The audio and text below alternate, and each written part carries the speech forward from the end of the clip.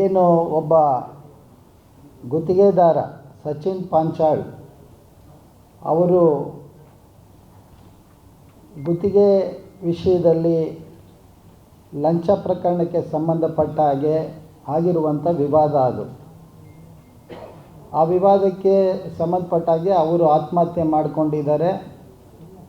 ಅದು death note ಕೂಡ ಸರ್ಕಾರದಲ್ಲಿದೆ ಮತ್ತು ಈಗಾಗಲೇ ಸರ್ಕಾರ ಸಂಪೂರ್ಣವಾಗಿ ಅದನ್ನು CIDಗೆ ವಹಿಸಿದೆ.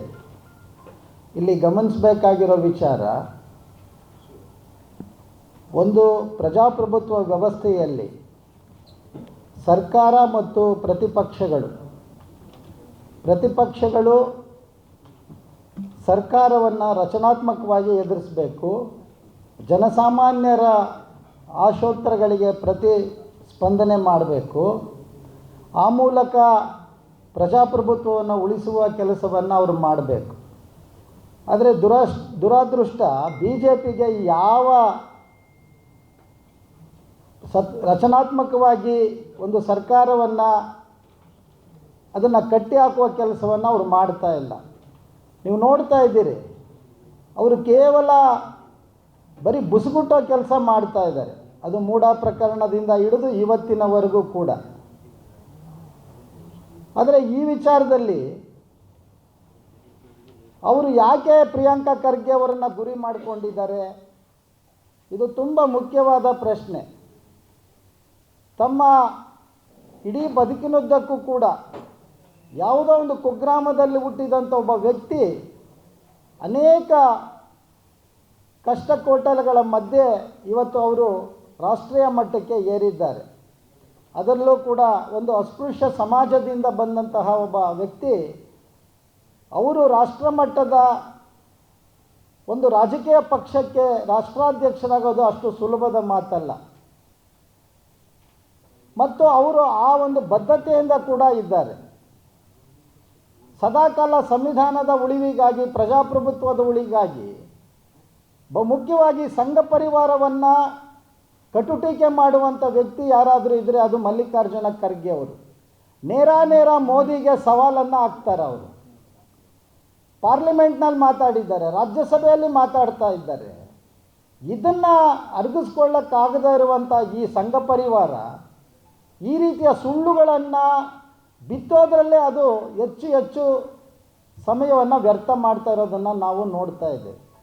ಆ ಕಾರಣಕ್ಕಾಗಿ ಒಬ್ಬ ಗುತ್ತಿಗೆದಾರನ ಆತ್ಮಹತ್ಯೆ ಪ್ರಕರಣವನ್ನು ಹಿಡ್ಕೊಂಡು ಪ್ರಿಯಾಂಕಾ ಖರ್ಗೆ ಅವರನ್ನು ಗುರಿ ಮಾಡಿಕೊಂಡು ಅವರು ಟಾರ್ಗೆಟ್ ಇಟ್ಕೊಂಡಿರೋದು ಖರ್ಗೆ ಅವರ ಇಮೇಜನ್ನು ಹಾಳು ಮಾಡಬೇಕು ಅಂತ.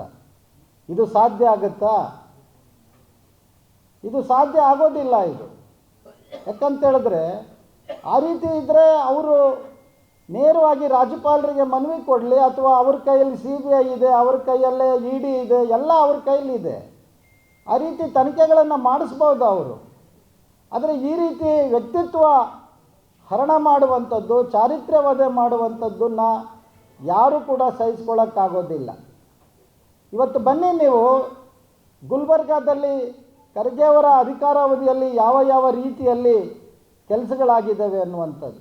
ಅವರು ರೈಲ್ವೆ ಮಂತ್ರಿಗಳಾಗಿದ್ದಾಗ, ಅವರು ಲೇಬರ್ ಮಿನಿಸ್ಟ್ರುಗಳಾಗಿದ್ದಾಗ ಮಾಡಿರುವಂಥ ಕೆಲಸಗಳಿಗೆ ಅದನ್ನು ಗಮನ ಹರಿಸ್ಬೇಕು ಹೊರತು ಈ ರೀತಿ ಅಲ್ಲಿಂದ ಪ್ರಾಜೆಕ್ಟ್ ರೆಡಿಯಾಗಿ ಬರುತ್ತೆ, ಪ್ಯಾಕೇಜು ಡೆಲ್ಲಿಯಿಂದ ಬರುತ್ತೆ, ಅದರ ಪ್ರಕಾರ ಇಲ್ಲಿವರು ಕೆಲಸ ಮಾಡ್ತಾ ಇದ್ದಾರೆ.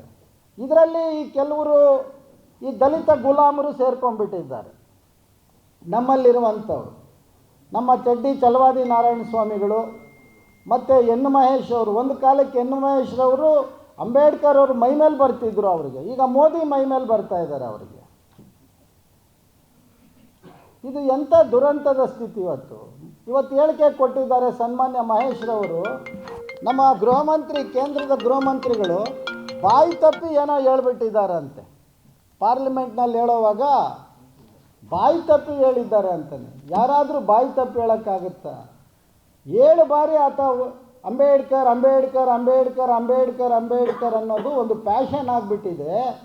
ಅದ್ರ ಬದಲು ದೇವರ ಜಪ ಮಾಡಿದರೆ ಕನಿಷ್ಠ 7 ಸಾರಿ ಸ್ವರ್ಗಕ್ಕೆ ಹೋಗ್ತಾಯಿದ್ರು ಅನ್ನೋ ಮಾತನ್ನು ಹೇಳುವಂಥದ್ದು ಅದು ಕೇವಲ ಬಾಯಿ ತಪ್ಪಿ ಅಲ್ಲ, ಅವರ ವಿಷಪೂರಿತವಾದ ಮೆದುಳಿನಿಂದ ಬಂದಿರುವಂಥದ್ದು. ಅದು ಆ ಸಂಘ ಪರಿವಾರದ ಮೆದುಳಿನಿಂದ ಬಂದಿರುತ್ತದೆ. ಅದನ್ನು ಸಮರ್ಥನೆ ಮಾಡ್ಕೊಳ್ತಾನಲ್ಲ ಈ ಮನುಷ್ಯ, ಇವನೆಷ್ಟು ಅವಿವೇಕಿ ಅನ್ನೋದನ್ನು ನಾವು ಹೇಳಬೇಕಾಗುತ್ತೆ. ನಾವು ಇವ್ರನ್ನಂತೂ ಸುಮ್ಗೆ ಬಿಡೋದಿಲ್ಲ ದಲಿತ ಸಮುದಾಯ.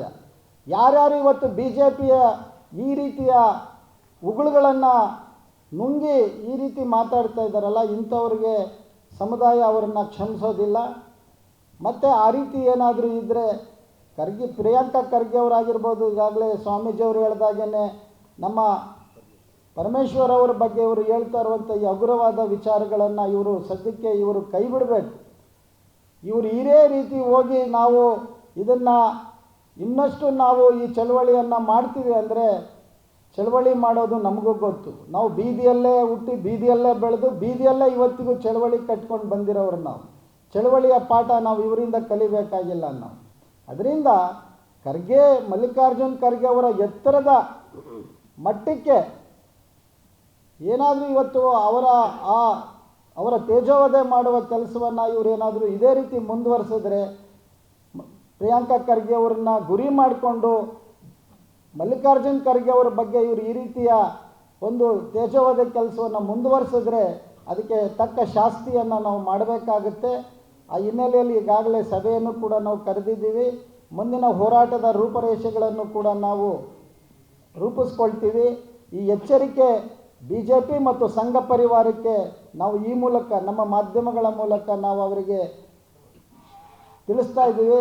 ಅದನ್ನು ಅರ್ಥ ಮಾಡಿಕೊಂಡು ಅವರು ಆ ಪ್ರಕರಣ ಏನಿದೆ, ಅದರ ಸತ್ಯಾಸತ್ಯತೆಗಳೇನಿದೆ, ಅದಕ್ಕೆ ಪೂರಕವಾದಂಥ ದಾಖಲೆಗಳೇನಿದ್ದಾವೆ ಅದನ್ನು CID ಕೊಡಲಿ. ಅವರು ಅದರ ಮೂಲಕ ಏನು ಹೊರಬರುತ್ತೋ ಆ ಫ್ಯಾಕ್ಟು ಅದು ಬರಲಿ. ಅದರಲ್ಲಿ ಅವರು ತಪ್ಪಿತಸ್ಥರು ಅಂತ ಕಂಡು ಬಂದರೆ ಕಾನೂನು ತನ್ನ ಕೆಲಸವನ್ನು ಮಾಡುತ್ತೆ. ಈಗಾಗಲೇ ಸಾಕಷ್ಟು ಆ ಪ್ರಕ್ರಿಯೆಗಳು ಜರುಗಿದ್ದಾವೆ ನಮ್ಮ ರಾಜ್ಯದಲ್ಲಿ. ಅದು ಮುಂದುವರಿಲಿ. ಅದನ್ನು ಬಿಟ್ಟು ಇವರು ಈ ರೀತಿ ವಿವೇಚನೆ ಇಲ್ದಿರ ಹೋರಾಟಗಳನ್ನು ಮಾಡೋದು, ಅವರ ಮೇಲೆ ಒಂದು ರೀತಿಯಲ್ಲಿ ಗೂಬೆ ಕೂರಿಸುವ ಕೆಲಸವನ್ನು ಇವರು ಮುಂದುವರಿಸಿದ್ರೆ ದಲಿತ ಚಳವಳಿಯನ್ನು ಕೂಡ ಅದರ ಬಗ್ಗೆ ಗಂಭೀರವಾಗಿ ಪರಿಗಣಿಸಬೇಕಾಗುತ್ತೆ. ಗ್ಯಾರಂಟಿ ನ್ಯೂಸ್, ಸುದ್ದಿ ಖಚಿತ, ನ್ಯಾಯ ನಿಶ್ಚಿತ.